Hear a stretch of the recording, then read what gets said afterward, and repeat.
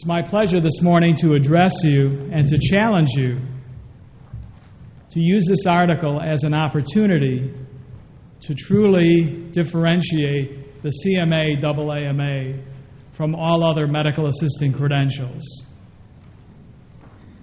First of all, I would like to suggest that the strategic moment that lies before you right now can be accomplished by using this article, by going out, talking with people, sending it to important offices and important players in the healthcare decision-making process. In order to allow you the opportunity to do that, as the speaker has mentioned, we have copies out on the desk, but also this article will be easily downloadable, and we hope it becomes a very prominent talking piece in the arsenal of AAMA articles. I would also like to give credit to the certifying board of the AAMA for their research, for their inspiration, for their excellent leadership. And I would ask all members of the certifying board who are present if they would stand so we can recognize them for their outstanding work.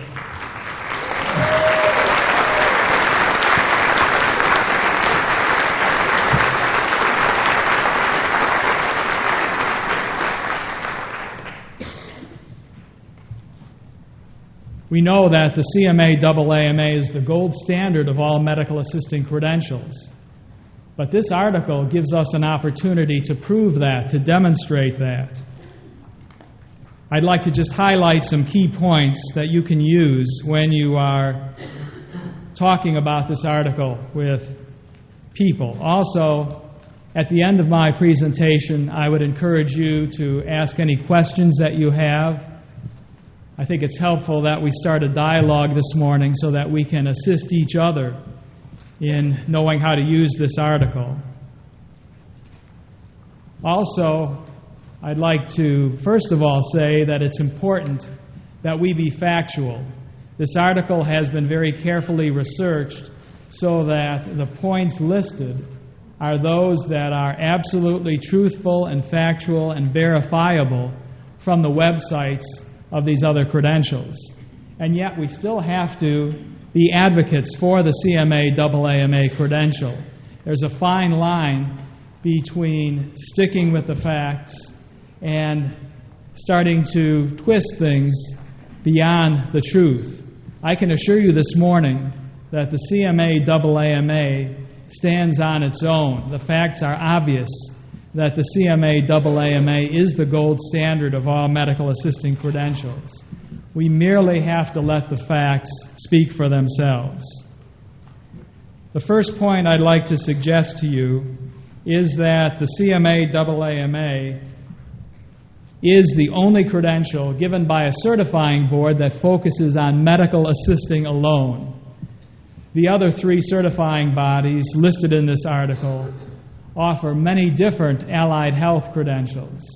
I think you can very directly and proudly say that the AAMA, the certifying board of the AAMA, focuses all of its attention and energy on the medical assisting credential, the CMA AAMA. Secondly, the CMA AAMA is the oldest credential. It has withstood the test of time. It began being presented in 1963, and as a result, the certifying board of the AAMA has had the opportunity to determine exactly what should be included on the examination and how the questions should be asked in order to differentiate those medical assistants who have the necessary knowledge to provide effective and safe patient care and those who do not. Some of these other credentials were offered in the 1980s and the 1990s, so they do not have the years of experience that the certifying board of the AAMA has. Probably the most important point, and I want to emphasize this highly to you, is that the CMA AAMA is the only medical assisting credential that requires formal medical assisting education. As you know, the pathways for the examination are graduation from a KHEP or an ABHES accredited medical assisting program.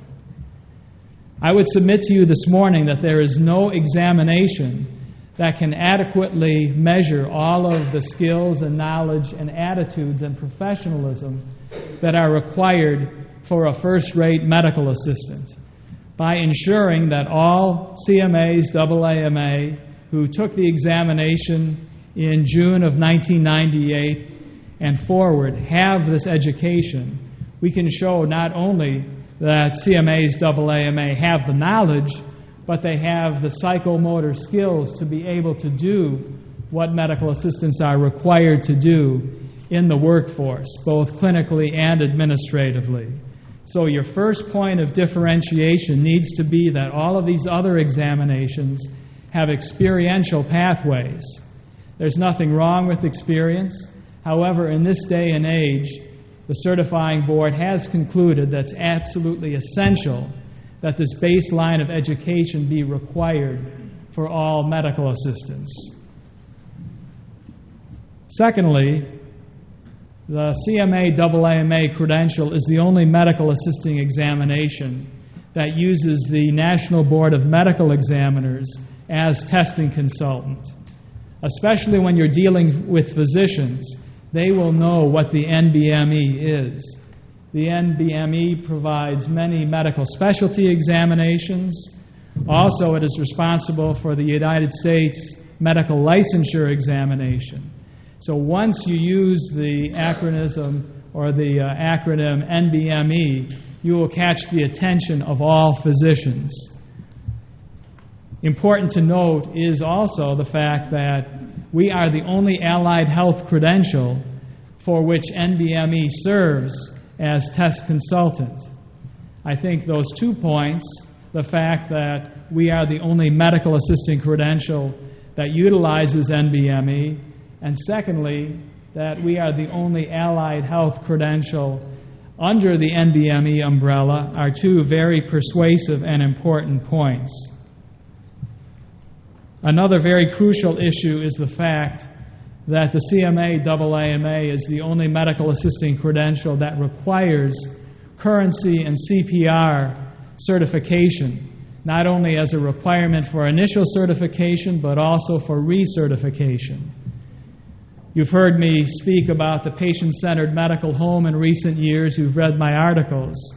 There is a vast need for all people in the medical office, all allied health professionals, to be able to respond to emergencies. By requiring CPR certification, we are putting the CMA AAMA at the head of the list of all medical assisting credentials, and I would suggest all allied health credentials. Another important point deals with the recertification of the credential. All of these 4 credentials do have recertification requirements. However, the CMA AAMA is the only one that requires a certain number of points in the general, the administrative, and the clinical categories. Why is that important? It is essential, again, because of the role that CMAs AAMA are playing in team-based care, in the patient-centered medical home, and now in accountable care organizations. You need to point out that even though you may specialize in a certain dimension of medical assisting, because you are required to recertify in these 3 categories, you continue to be a truly broad-based and competent professional in all of these areas. I also would like to now talk about some questions that I often receive in the office. Some of you I know have presented them to me. You encounter medical assistants with other credentials who are trying to use the CMA credential. Often you ask, well, what can these people do who have the NRMA, the RMA, the NCMA, the CCMA?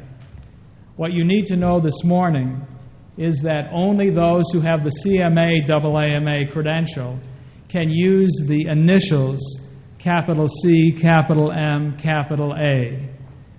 That is very important, and if you bring to our attention the fact that someone who does not hold that credential is using that credential, I will write a legal letter indicating that it is a violation of the proprietary rights of the certifying board of the AAMA for anyone who is not a CMA AAMA to use that credential. I do need to mention that it is permissible for someone who holds another credential to call herself or himself certified, small c, as a medical assistant, or certified as an RMA, as an NRMA, as a CCMA.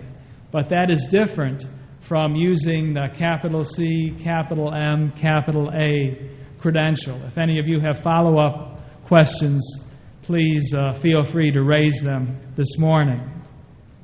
Another point that is vitally important is that only CMAs AAMA who are current are eligible to use the CMA AAMA in connection with employment.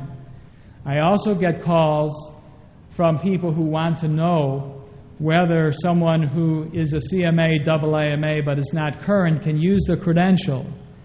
The answer is that certifying board policy forbids someone who is not current from using the CMA AAMA credential in connection with employment.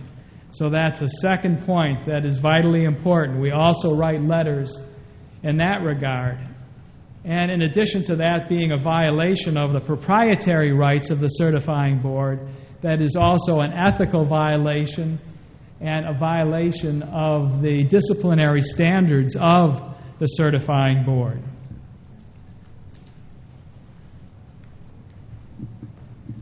Another crucial point that is raised is what can a CMA AAMA do in regard to scope of practice? I would encourage you to contact me either by email or phone if you have questions in your state as to what you are and are not able to do.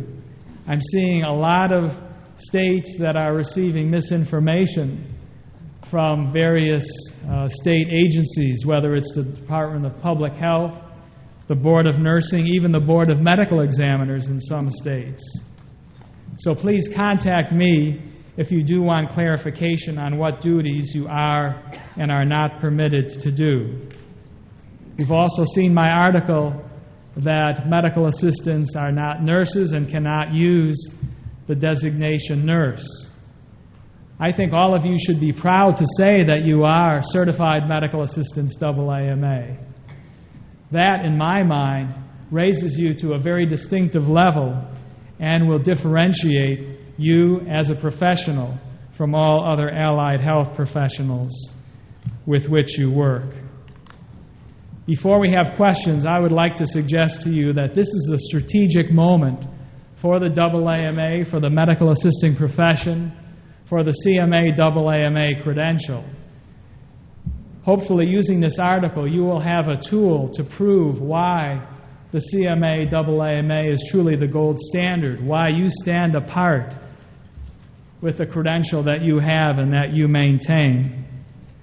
I would suggest that this is the time to pay it forward. If we seize this moment and use this article to promote and differentiate the CMA AAMA credential, we will make a great leap forward for our profession and for our credential.